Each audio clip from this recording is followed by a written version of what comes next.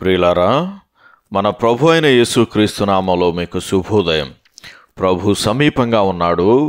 అనుదిన ఆత్మీయ ఆహారం ఆగస్టు 27 మంగళవారం. నేటి మన ధ్యాన లేఖనం ప్రకటన గ్రంథం 1వ అధ్యాయం 3వ వచనం.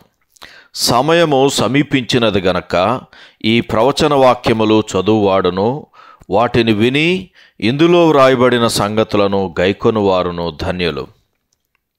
వ్యాఖ్యానాంశం ప్రకటన గ్రంథమునకు ముందు మాట 4వ భాగం. చదవండి, వినండి, పాటించండి. వ్యాఖ్యానాంశం ప్రకటన గ్రంథమునకు ముందు మాట 4వ భాగం. చదవండి, వినండి, పాటించండి. వ్యాఖ్యానం: ప్రకటన గ్రంథాన్ని తెరవగానే దానిని చదివి విని పాటించేవారు ధన్యులని, వారి కోసం 3 ఆశీర్వాదం ఉన్నట్లు మనం చూస్తాం. ప్రకటన గ్రంథమంతా 2 ధన్యతల నడుమ, అనగా 2 ఆశీర్వాదాల నడుమ పొందుపరచబడింది. ఎట్లనగా ప్రకటన గ్రంథం 22వ అధ్యాయం 7వ వచనంలో, ఇదిగో నేను త్వరగా వచ్చుచున్నాను, ఈ గ్రంథములోని ప్రవచన వాక్యములను గైకొనువాడు ధన్యుడు అని వ్రాయబడింది. ప్రకటన గ్రంథమంతా నేటి మన ధ్యానవచనమైన ప్రకటన గ్రంథం 1వ అధ్యాయం 3వ వచనంలోని ఆశీర్వాదానికి, 22వ అధ్యాయం 7వ వచనంలోని ఆశీర్వాదానికి మధ్యలోనే ఉంది. వాస్తవానికి ప్రకటన గ్రంథములో 7 ఆశీర్వాదాలు లేక ధన్యతలు ఒక అల్లికలాగా కనబడతాయి. ఈ 7 ధన్యతలు చాలా ప్రోత్సాహకరమైనవి. వాటిలో ప్రస్తుత కాలంలో ఉన్న మన నిమిత్తము ఆశీర్వాదాలు ఉన్నాయి అని 1వ అధ్యాయం 3వ వచనంలో మనం ఇంతకు ముందే చదువుకున్నాం. శ్రమల కాలంలో ఉండేవారి కోసము ఆశీర్వాదాలు ఉన్నాయి అని 14వ అధ్యాయం 13వ వచనం, 16వ అధ్యాయం 15వ వచనం, 19వ అధ్యాయము 9వ వచనం, అలాగే 1000 ఏండ్ల పాలనలో ఉండేవారి కోసము ఆశీర్వాదాలు ఉన్నాయని 20వ అధ్యాయము 6వ వచనంలోను, నిత్యత్వములో ఉండేవారి కోసము ఆశీర్వాదాలు ఉన్నాయని 22వ అధ్యాయము 7, 14 వచనాల్లో మనం చదువుతాం. తీర్పు గురించి ఎక్కువగా తెలియజేసే ఈ గ్రంథంలో ఇన్ని ధన్యతలు లేక ఆశీర్వాదాలు రాయబడటం మన దేవుడు దీవించేవాడని మనకు గుర్తు చేస్తుంది.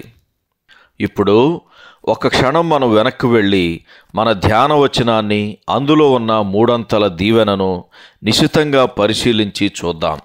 మొదటిగా, ఈ ప్రవచన వాక్యాన్ని చదివేవాడు ధన్యుడు అని వ్రాయబడింది. ఈ మాటకు బిగ్గరగా బయటకు చదవాలని అర్థం.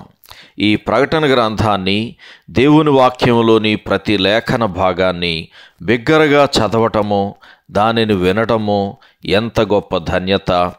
పౌలు తిమోతికి రాసిన 1వ పత్రిక 4వ అధ్యాయం 13వ వచనంలో, నేను వచ్చు వరకు చదువుటయందు జాగ్రత్తగా ఉండుము అని చెప్పాడు.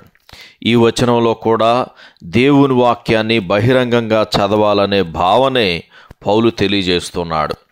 దేవుని వాక్యాన్ని బహిరంగంగా చదవటం యొక్క ప్రాముఖ్యతను మనం ఎన్నడూ తక్కువగా అంచనా వేయకూడదు.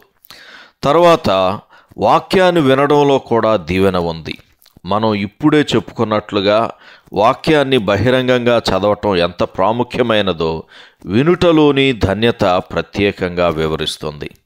అయితే దేవుని వాక్యాన్ని చదవటము, వినటము మాత్రమే సరిపోదు.